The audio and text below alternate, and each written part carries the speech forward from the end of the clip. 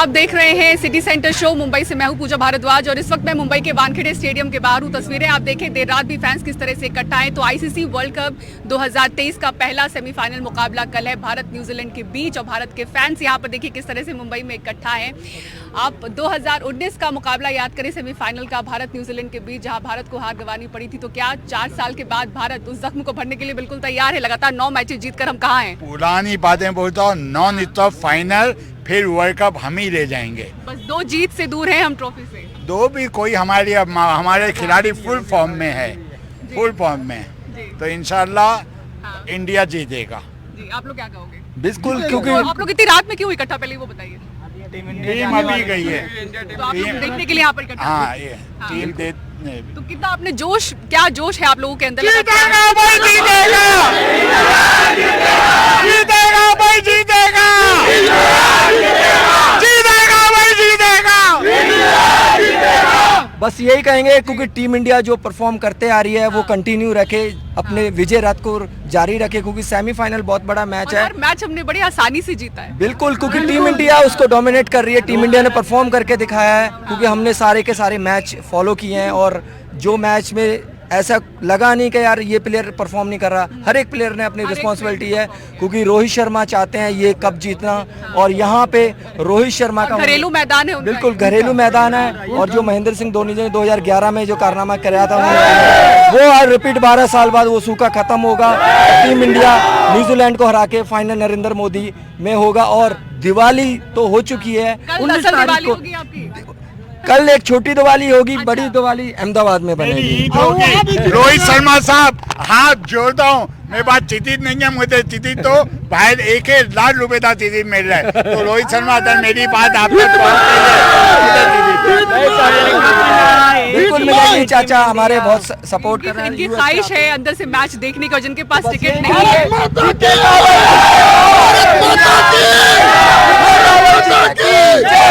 India का नारा है वर्ल्ड कप हमारा,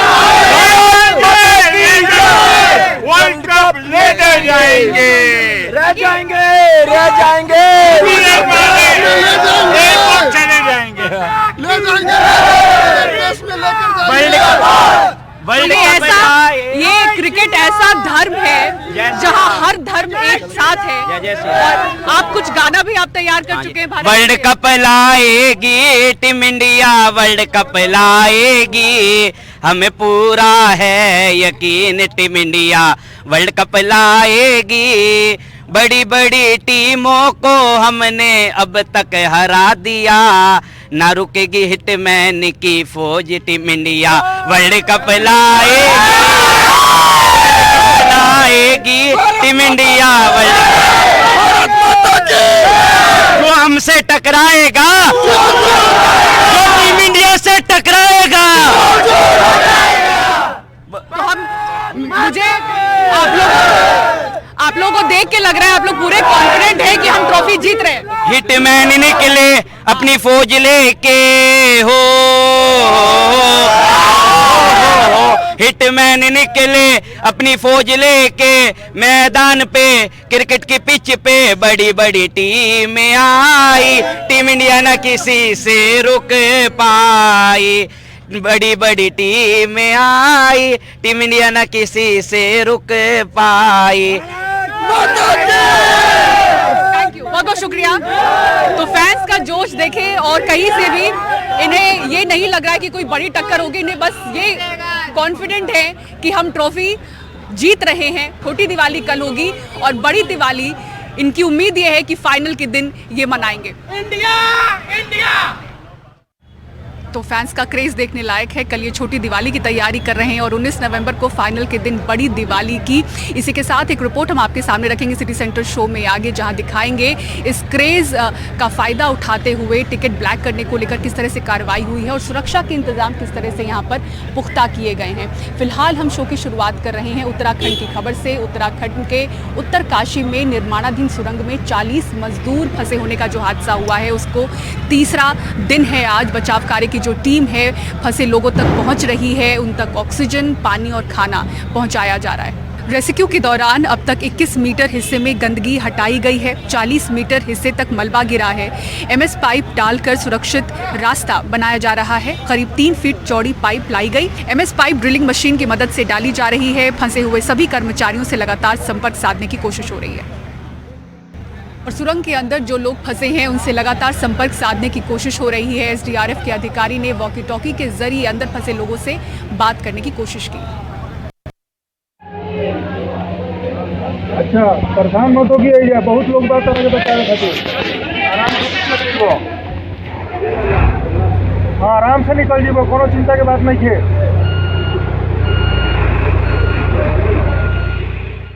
और मौके पर मौजूद हमारे सहयोगी किशोर रावत नक्शे के जरिए बता रहे हैं कि वहां मौजूद राहत बचाव कार्य में जुटे जो अधिकारी हैं उनकी ओर से क्या क्या कोशिशें हो रही हैं। सिलकेरा टनल में 40 लोगों को जो फंसे हैं उनको बचाने की जद्दोजहद चल रही है। रेस्क्यू ऑपरेशन लगातार चल रहा है। हर वो संभव प्रयास किया जा रहा है ताकि इन लोगों को बाहर निकाला जा सके। इस वक्त ये जो पूरा जो मैप है ये सिलकेरा टनल का मैप है। यहाँ से स्टार्टिंग है सिलकेरा से और ये बरकोट है। दरअसल ये ऑल वेदर रोड प्रोजेक्ट के तहत ये टनल बनाई जा रही है। 4.58 किलोमीटर की टनल है और इस टनल में अगर देखा जाए तो यहाँ से एंट्री है जो सामने तस्वीरें नजर आ रही है और ये 250 मीटर यहाँ पर 250 मीटर के इधर यहाँ पर ये मलबा आने के कारण ये लोग फंसे हैं और लगभग 2350 तक ये बन चुकी है। ये 2350 है। लगभग यहाँ से लेके यहाँ तक का इनके पास स्पेस है। यहाँ पे पानी, ऑक्सीजन और फूड सप्लाई किया जा रहा है। बरकोट से यहाँ जो बरकोट से बन रही है, ये एक दूसरा पार्ट दिखाता हूँ मैं बरकोट का। ये बरकोट से यहाँ से टनल बन रही है। लगभग यहाँ बरकोट से और सिलकेरा से दोनों के बीच में ये दोनों काम चल रहा था और लगभग 480 मीटर ये पैच बचा है ये पूरा टनल को जोड़ने के लिए। यानी ये साइड अगर सिलकेरा देखा जाए तो ये गंगोत्री की साइड हुई और बरकोट की साइड, इधर बरकोट की साइड यमुनोत्री की तरफ हुई। तो 4.5 किलोमीटर की सुरंग है और लोगों को दिक्कतें ना हो इसलिए सुरंग बना रही थी ताकि वो टाइम उनका बचे। लेकिन फ़िलहाल ये लोग यहाँ पर 250 मीटर पर काम करते हुए लैंडस्लाइड हुआ और यहाँ पर आके वो फंस गए हैं और फंस गए। लगातार इनको निकालने का प्रयास किया जा रहा है। अब चूँकि ऑगर मशीन आई है और उसे स्टील पाइप डाले जाएंगे और इनको बाहर निकाला जाएगा। लगातार हर कोई यहाँ प्रयास कर रहा है, चाहे वो एसडीआरएफ, एनडीआरएफ या फिर कंपनी के लोग हैं, वो लगातार यही प्रयास कर रहे हैं कि इनको किसी भी हालत में सुरक्षित बाहर निकाला जा सके। सिलकेरा टनल से एनडीटीवी इंडिया के लिए किशोर रावत। और अब ये बात करते हैं बिहार की, जहां बालू माफिया राज्य पुलिस पर भारी पड़ रहा है। एक उदाहरण सामने आया है जमुई से, जहां ट्रैक्टर सवार बालू माफिया ने एक सब इंस्पेक्टर की हत्या कर दी। हालांकि इस मामले में सभी अभियुक्तों की पहचान हो गई है। एक आरोपी को गिरफ्तार कर लिया गया है। मनीष कुमार की रिपोर्ट देखिए। बिहार के जमुई जिले के गरही थाना क्षेत्र के महुलिया टांड गांव के पास तेज रफ्तार अवैध बालू लदे ट्रैक्टर ने इसी जगह पर मंगलवार सुबह बाइक सवार गरही थाने के थानाध्यक्ष और एक जवान को कुचल दिया, जिससे दारोगा की मौत हो गई। जबकि इस दुर्घटना में एक होमगार्ड का जवान घायल हुआ था, जिसका इलाज शहर के निजी क्लिनिक में किया जा रहा है। ये बॉर्डरिंग इलाका है आपको जमुई, गिरिडीह और नवादा का। यहाँ से अवैध खनन की सूचना लगभग हमेशा आती रहती है। इसी के संबंध में जो शहीद एसआई प्रभात रंजन है, ये अपनी टीम के साथ, सशस्त्र बल के साथ आज इन्होंने सुबह में प्रस्थान किया था। इनको सूचना मिली थी कि वहाँ पे अवैध खनन आपको एक बालू माफिया के द्वारा किया जा रहा है। उसी की छापेमारी के क्रम में जब ये वहाँ पहुँचे और इनके द्वारा आपको जब उसको रोका गया तो जो ट्रैक्टर चालक है उन्होंने जानबूझकर इनको जान मारने की नीयत से इनके ऊपर ट्रैक्टर को चढ़ा दिया गया। जिस क्रम में ये बाइक पे थे और जो होमगार्ड हैं जिनका नाम राजेश कुमार साव है, ये भी उनके साथ थे। और जो शहीद प्रभात कुमार एसआई जो हैं, ये आपको पीछे बैठे हुए थे और जिसमें आपको इनकी मृत्यु हो गई। और जो हवल ने जो आपको होमगार्ड हैं, ये अभी आपको इलाजरत हैं और इन्होंने जो इनको जब होश आया है तो इन्होंने ये घटना के बारे में विस्तृत जानकारी हम लोगों को दी है। राज्य में बालू माफिया द्वारा पुलिस बल पर हमला की ये कोई पहली घटना नहीं है। ऐसी घटनाओं का सिलसिला थमने का नाम नहीं ले रहा है। माना जा रहा है बालू माफिया पर अंकुश लगाने की सरकार के पास कोई रणनीति नहीं है। स्थानीय सांसद चिराग पासवान ने इसके लिए ट्वीट कर मुख्यमंत्री नीतीश कुमार को जिम्मेवार ठहराया है। राज्य सरकार का कहना है कि बालू माफिया के खिलाफ अभियान में और तेजी लाई जाएगी, लेकिन एक थाना अध्यक्ष की हत्या बताती है कि राज्य सरकार के सामने माफिया कितना बेखौफ है। एनडीटीवी के लिए पटना से मनीष कुमार की रिपोर्ट। और अब ये बात करते हैं मध्य प्रदेश की, जहां सभी सियासी दलों ने चुनाव प्रचार में अपनी पूरी ताकत झोंक दी है। प्रधानमंत्री नरेंद्र मोदी भी मध्य प्रदेश में हैं। थोड़ी देर पहले मध्य प्रदेश के इंदौर में उन्होंने 11 किलोमीटर लंबा रोड शो किया, जिसमें बीजेपी के समर्थक बड़ी संख्या में शामिल हुए। इससे पहले दोपहर में उन्होंने बैतूल में एक रैली को संबोधित किया। इस दौरान उन्होंने कांग्रेस पर जमकर निशाना साधा। पीएम मोदी ने कहा कि कांग्रेस का पंजा छीनना और लूटना जानता है। पीएम मोदी ने ये भी कहा कि कांग्रेस ने दशकों तक झूठ बोलकर आदिवासियों के वोट बटोरे और कांग्रेस जो वादा करती है वो कभी पूरे नहीं करती। प्रधानमंत्री ने कहा कि बीजेपी जो वादे करती है उससे बढ़कर काम करती है। बैतूल के अलावा उन्होंने झाबुआ और शाहजहांपुर में जनसभा को संबोधित किया। वहीं मध्य प्रदेश के विदिशा में राहुल गांधी ने कहा कि कांग्रेस पार्टी का तूफान आने वाला है। मध्य प्रदेश की जनता कांग्रेस को 145 से 150 सीटें देने जा रही है। उन्होंने कहा कि आप लिख कर ये बात रख लो। इसके साथ ही मुख्यमंत्री शिवराज सिंह चौहान और पूर्व मुख्यमंत्री कमलनाथ लगातार प्रचार कर रहे हैं। मध्य प्रदेश में 17 नवंबर को वोट डाले जाएंगे। सभी 230 विधानसभा सीटों के लिए वोट डाले जाने हैं। वहीं दूसरी ओर प्रियंका गांधी ने छत्तीसगढ़ के रायपुर में रोड शो किया। उनके साथ मुख्यमंत्री भूपेश बघेल भी मौजूद रहे। बड़ी संख्या में कांग्रेस समर्थक रोड शो में शामिल हुए। कांग्रेस को भरोसा है कि वो छत्तीसगढ़ में लगातार दूसरी बार सरकार बनाने में कामयाब हो पाएगी। आइए सबसे पहले आपको आज प्रधानमंत्री ने क्या कहा और राहुल गांधी ने क्या कहा वो सुनाते हैं। कांग्रेस वो पार्टी है जो निवेशकों को भगाती है। कांग्रेस वो पार्टी है जो हजारों करोड़ का भ्रष्टाचार करती है। कांग्रेस वो पार्टी है जो सिर्फ एक परिवार के लिए काम करती है, उसे आपके परिवार से कोई मतलब नहीं है। मध्य प्रदेश की पहचान फिर से बीमारू राज्य की बन जाए, ऐसा कोई काम मध्य प्रदेश को प्यार करने वाला व्यक्ति नहीं कर सकता है। हम बुंदेलखंड पैकेज लाए थे, 7,000 करोड़ रुपए का पैकेज मैंने कांग्रेस पार्टी की सरकार ने बुंदेलखंड को दिया था।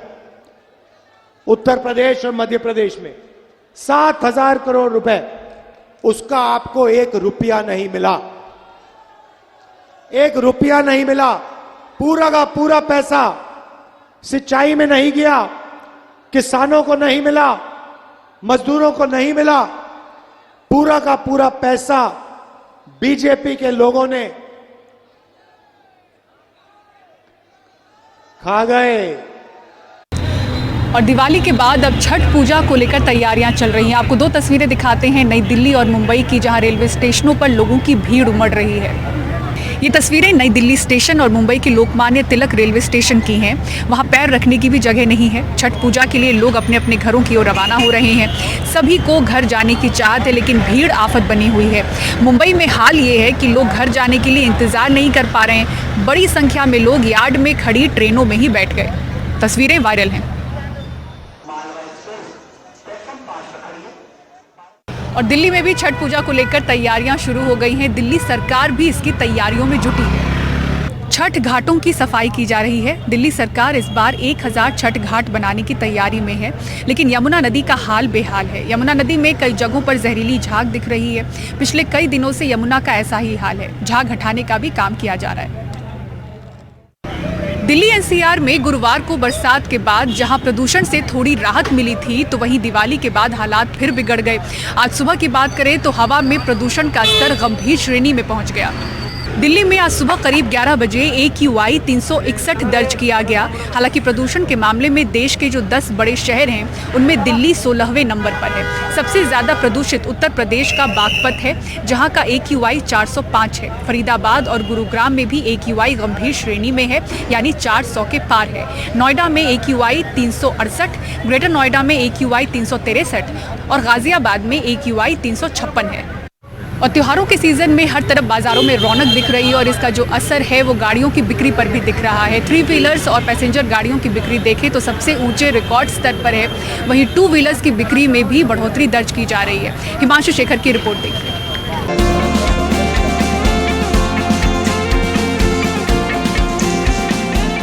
दिल्ली में रहने वाले कुंवर चंद नई मोटरसाइकिल खरीदने के लिए शुभ दिन का इंतजार कर रहे थे। खुश हैं कि पहले ही दिन उन्हें अपनी पसंदीदा ब्रांड की मोटरसाइकिल मिल गई। मुझे धनतेरस पे लेनी थी। एक्चुअल हम ड्यूटी पर्पज से कहीं बाहर फंसे हुए थे, हम उस टाइम आ नहीं पाए, जिसकी वजह से हम आज उठा रहे हैं, इसको परचेज कर रहे हैं। परचेज कर रहे हैं। पर आप इंतजार कर रहे थे त्योहारों के सीजन का बाइक खरीदने की? जी, धनतेरस का और इसका दिवाली फेस्टिवल का वेट कर रहे थे हम। तो कोरोना काल चल ही रहा था, फिर ये त्यौहार आ गया। त्यौहार के मौसम में हर आदमी के अंदर उत्साह होता, मैं कुछ ना कुछ खरीदूं और लूं। इस वजह से इसकी मार्केट में काफ़ी बढ़ोतरी हुई है। कुंवर चंद उन लाखों भारतीयों में हैं जिन्होंने त्योहारों के शुभ मौके पर इस साल गाड़ी खरीदी है। ऑटो डीलरों के मुताबिक इस सीजन में दोपहिया गाड़ियों की बिक्री काफी बढ़ गई है। अक्टूबर 2023 में देश में कुल 18,96,000 दोपहिया गाड़ियां बिकी, जो अक्टूबर 2022 की तुलना में 20.1% ज्यादा है। इकोनॉमिक सेंटिमेंट्स अच्छे हैं, लोगों को अच्छी बारिश की बार अच्छी हुई है, तो उसके कारण से अच्छे रूरल एरिया में भी अच्छे पैसे लोगों को आए हैं। दूसरा ये है कि हर कंपनी ने बड़ी अच्छी स्कीम्स दी हैं अब की बार। फेस्टिवल सीजन के टाइम में लो इंटरेस्ट पे लोगों को फैसिलिटीज़ दी हैं। दूसरा फिर लो डाउन पेमेंट पे भी वो दिया है, बहुत सारी चीज़ें दी हैं, बहुत सारी गिफ्ट्स भी साथ में हर कंपनी ने गिफ्ट्स दी हैं। तो उसके कारण से लोग जो रुके हुए थे ना, तो वो अब कोरोना के बाद अब खुल के आए हैं। दरअसल दोपहिया गाड़ियों के मुकाबले पैसेंजर गाड़ियों और 3 व्हीलर्स की बिक्री में और ज्यादा बढ़ोतरी दर्ज हुई है। अक्टूबर 2023 में इन दोनों सेगमेंट की गाड़ियों में रिकॉर्ड बिक्री देखी गई। ओवरऑल जो पैसेंजर व्हीकल सेगमेंट है उसमें सबसे अच्छी बढ़ोतरी हुई है।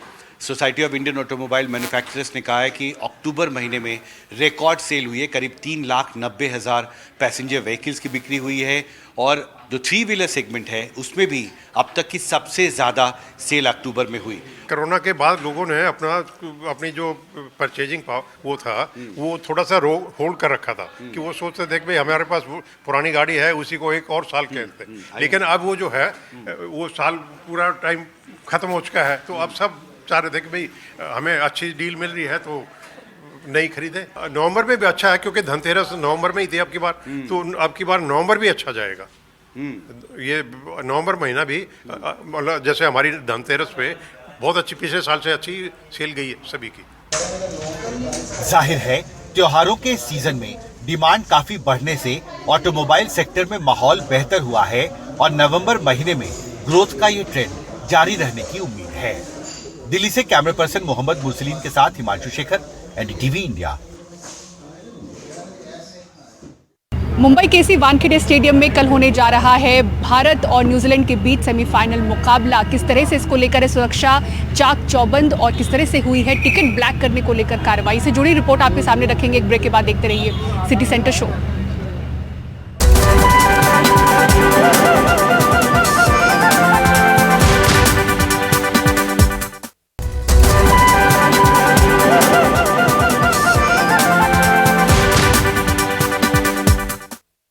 और वनडे वर्ल्ड कप का पहला सेमीफाइनल मुकाबला भारत और न्यूजीलैंड के बीच मुंबई के इसी वानखेड़े स्टेडियम में होगा। उत्साह इस कदर है फैंस में कि सारी टिकट्स बुक हो चुकी हैं, लेकिन टिकट ब्लैक करने के आरोप में कार्रवाई हुई है। एक शख्स को गिरफ्तार किया गया। इसी के साथ फैंस में उत्साह इस कदर है कि देर रात भी यहाँ पर इकट्ठा हो रहे हैं, उन्हें यहाँ से हटाया जा रहा है। सुरक्षा चाक चौबंद है। तो कल के महामुकाबले को लेकर, सेमीफाइनल मुकाबले को लेकर क्या है तैयारियाँ, किस तरह से हुई है कार्रवाई, सुनील सिंह की इस रिपोर्ट में आपको दिखाते हैं।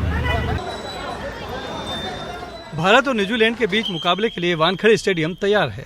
सारे टिकट पहले ही बुक हो चुके हैं। ऐसे में बहुत से लोग अब टिकट हासिल करने के लिए कोई भी कीमत देने को तैयार है। मुंबई पुलिस ने टिकट के लिए लोगों को ठगने के आरोप में 2 लोग, आकाश कोठारी और रोशन गुरबख्शानी के खिलाफ मामला दर्ज किया है। रोशन को गिरफ्तार कर लिया गया है। जिसको अरेस्ट किया है उसका नाम रोशन संजय गुरबख्शानी है। उसके पास से 2 सेमीफाइनल की टिकट हमें मिली है। उन 2 टिकट को उसने एक टिकट का 1,20,000 के रेट से वो टिकट बेचने की कोशिश की थी। इसके अलावा साउथ अफ्रीका वर्सेस इंग्लैंड का जो मैच 21 नवंबर को हुआ था, उसके भी 4 टिकट उसके पास से पाए गए हैं। भारत न्यूजीलैंड मैच देखने के लिए स्टेडियम में भारी भीड़ उमड़ने वाली है। इसलिए सुरक्षा व्यवस्था पुख्ता करने के लिए मुंबई पुलिस के आला अधिकारियों ने खुद स्टेडियम का दौरा किया।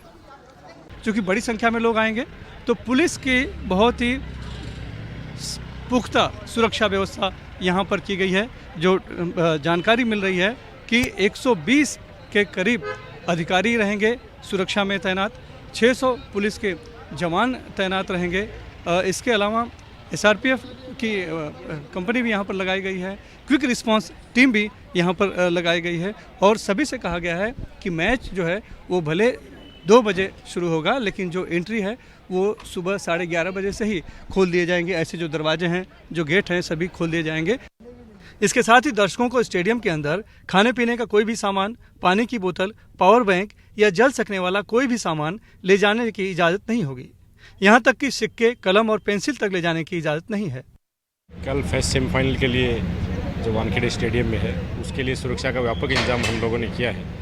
उसके लिए हर इम्पोर्टेंट जो हमारे जंक्शन है वहाँ पर बैरिकेड्स है। उसके साथ साथ जो स्टेडियम के जो एंट्री पॉइंट हैं, आजू बाजू के रेलवे स्टेशन है, वहाँ पर अच्छा डिप्लॉयमेंट किया गया है। उसके साथ साथ पूरा AS चेक का पूरा सिस्टम हम लोगों ने इसमें किया है और जो अंदर आने वाले लोग हैं उनकी भी पूरी फ्रिस्किंग और चेकिंग के साथ साथ नियोजन किया गया है।